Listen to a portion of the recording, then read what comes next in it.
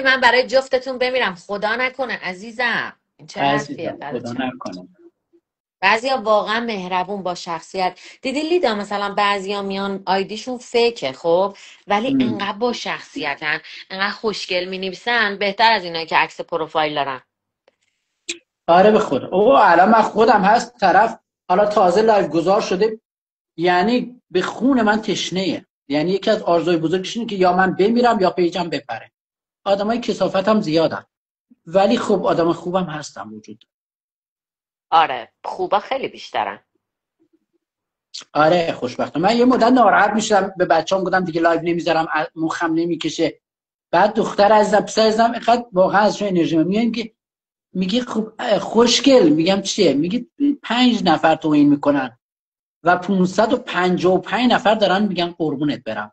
اینا رو نمیبینی؟ واقعا بعد راست میگه. وای من واقعا یه لحظه همین بچه‌ام به خدا بعضی موقع بهم یاد میدن یا من خیلی انرژی بالا میدن. من خودم که اینقدر انرژی بالاه، خیلی جا بچه‌هام بهم امید میدن، میگن نگاه کن 5 نفر بی خانواده‌ام ولی 555 نفر با خانواده‌ام. من راست آره میگه. لیدا من یه تایمی کلا نمینداختم بیرون، همینجوری اصلا نمیخوندم واقعا کامنت بعد. دیگه الان 10 سال 12 سال داخل این نیستم دیگه، عادت کردیم میدونی، مثلا دیگه آدم سر میشه انقدر فوش میخوره. یه تایمی نمینداختم بیرون. بعد من یه پیج دیگه دارم لایو میذارم باش 100 تا 150 تا میان، انقدر با ادبن این 100 نفر، انقدر خوبن لیدا که نگم برات. یعنی یه نفر این وسط بیادبی نمیکنه. ولی این پیجم چون با همه لایو میذارم، همه جا میان فالو میکنن، خیلی بیادب توشون پیدا میشه. الان 3 4 شب دارم پاکسازی میکنم، لایوم ترتمیز شده. آره یه تعداد باید بلاک بشن، یعنی باید بلاک. حالا یه تعداد میگم ولش کن، هر کی هر چی میگه به خودش میگه. نه بعضی دیگه بیش از حد شورشو در میارن و باید بلاک بشن. همکارم اینجوریه. نوشته با با پیج مغازه رو بگو بذاره، میگم نمیشه، بعد با پیج الان نمیتونم با پیج مغازه کامنت بذارم چون داخل این پیج من.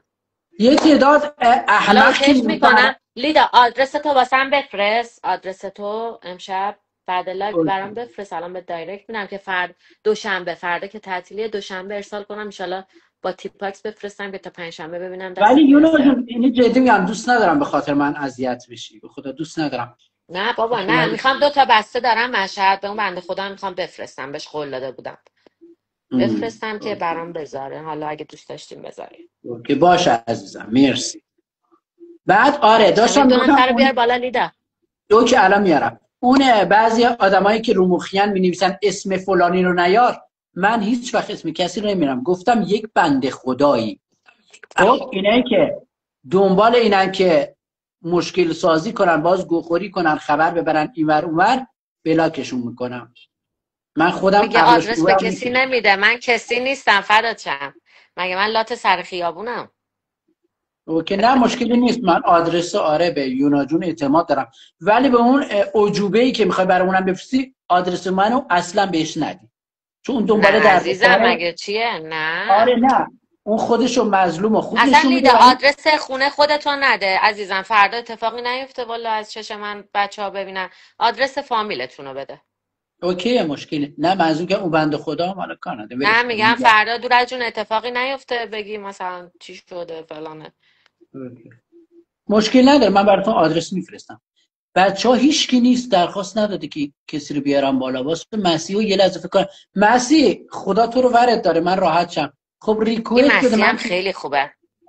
همین دیگه، من نمیتونم 4000 تا کامنت رو بگردم ببینم کیه تو لایف.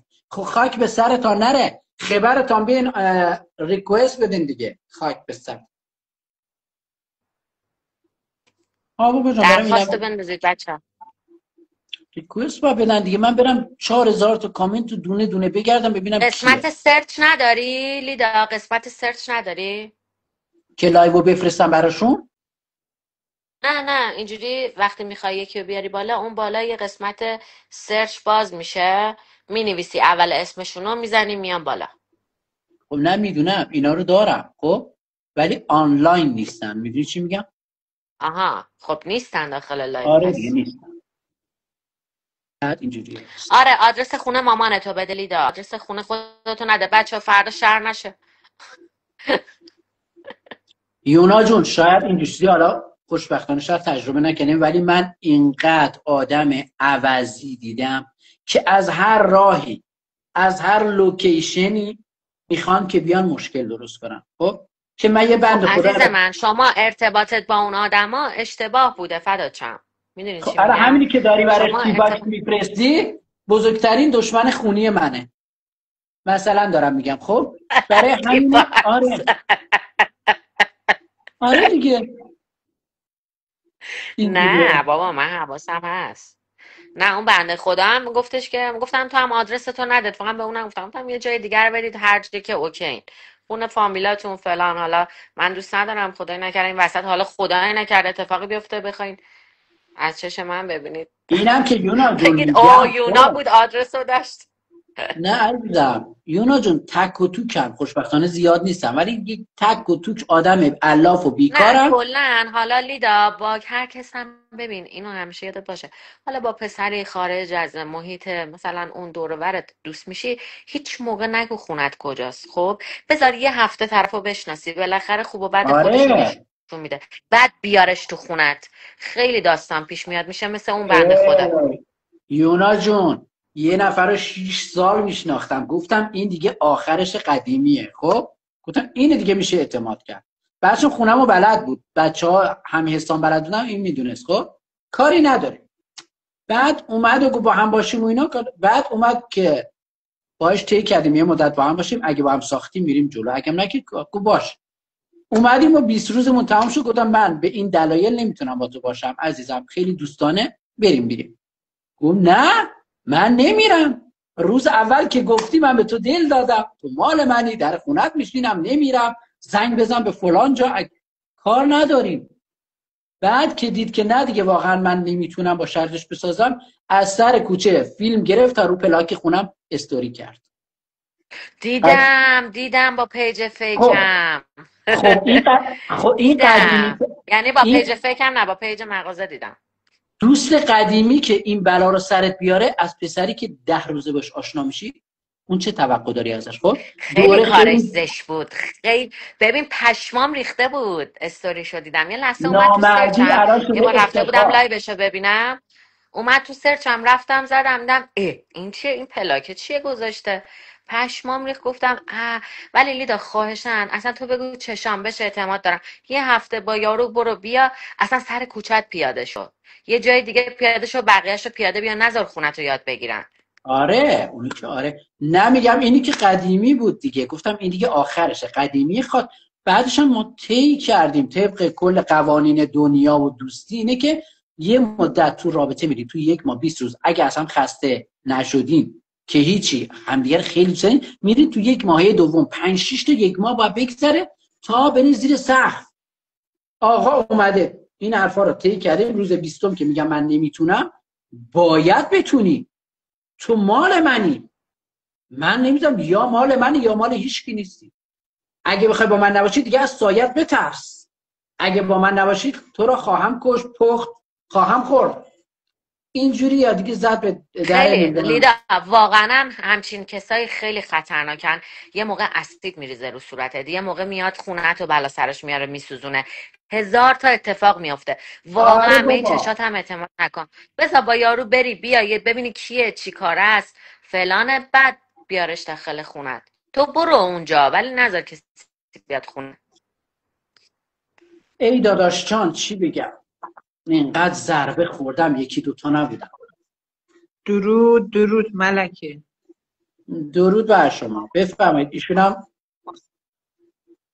آیسان عزیز. سلام آیسان جان. چطوری فردات شم، خوبی؟ مرسی سلامتی. قربون یونا. ملکه تو زنده چطوری؟ باشه.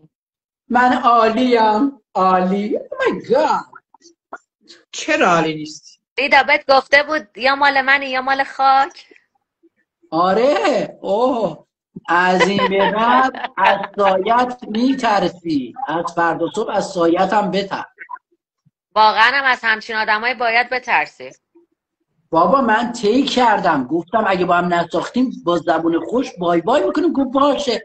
20 روز گفتم بابا نمیتونیم. نه باید بتونی. باید با من بسازی، تو مال منی. خب باید بسازی. ای بابا طرف عاشق خودت میکنی چرا باهاش نمیسازی؟ خب نه خوشگلی دیگه، طرف ما عاشق آیسان گوش کن، جان. 10 بار گفتم نشنیدی، گفتم طی کردیم 20 روز تا 1 ماه آشنایی. خب نگذشت این مرحله دیگه. خود تو خونت بود لیدان، نباید خود نمیدونستی، از الان بدون نه دیگه، یونا، اشتباه شما انجام دوباره آوار میشه. نگرفتی. یونا جون 3 بار گفتم نگرفتی، خونمو بلد بود از چند سال قبل. اوکی، آها. میدیدمش تو جمع بود، رل دوستم بود با 2 ولی تا از باش دوستان. اوکی نشده بودی. نه دیگه 20 روز اومد، بعد گفتم عزیزم به این دلایل تو قرار شد مثلا بری سر کار، تو قرار شد اینجوری که من میخوام باشی، تو قرار شد، هیچ کدوم از اونا رو انجام نداد. منم گفتم ببین چون اون چیزایی که ازت خواستم قبول کردی رو زدی زیرش، منم نمیتونم، یا درستش کن یا کات کنیم. گفت نه درست میکنم نه باید کات میکنم، همینی که هست، باید بخوای. اینجوری شد. دقیقا. آیسان امشب خوشگل‌تر شدی خواهر دورت بگردم یونا جون. بابا من کجام خوشگله. عزیزی. نه نه به والا حال خیلی خوشگلی. دیشبش، نه که رفته خودشو عروس درست کرده باز فایشه. فقط موهام از ولی عقب ملکه چیز دیگری است. بستم. ملکه به قول آریان یه چند وقتی از ملکه دیگه باید خوشگل باشه. بچه ها چند وقتی از آریم فروش نخوردم، دلم تنگ شده. منم دلم براش تنگ شده لعنتی. فایشه آقا رسول همکارم شریکم اومده نوشته کسایی که کامنت بد میذارن ریپورت کنید پیجاشون بپره. آقا رسولش کی؟ چی بود؟ خب مثل هر شب صحبت کنید منم اینجوری گوش بدم. خب یونا جون دیشب صحبت ما رو شنیدین، اشک و آه و آره ناله آیسان هم شنیدی، امشبم که انگار نگار اتفاق نیفتاده و کلی خوشتیپ کرده و ازش بپرسید چی شده از دیشب تا الان، چه خوشگل اتفاقی کردم افتاده. ولی من خدا از دیشب ناراحت ترم، ولی گفتم بگذره بذار همه فامیلم روز به روز خوشگلی منو ببینن، فقط بسوزن، فقط بیرم بیشتر دیگه پشت سرم حرف بزنن. آها، پس بالاخره به حرف من رسیدی. آره آیسان ایشالله کارو بار درست شه بری اون طرف.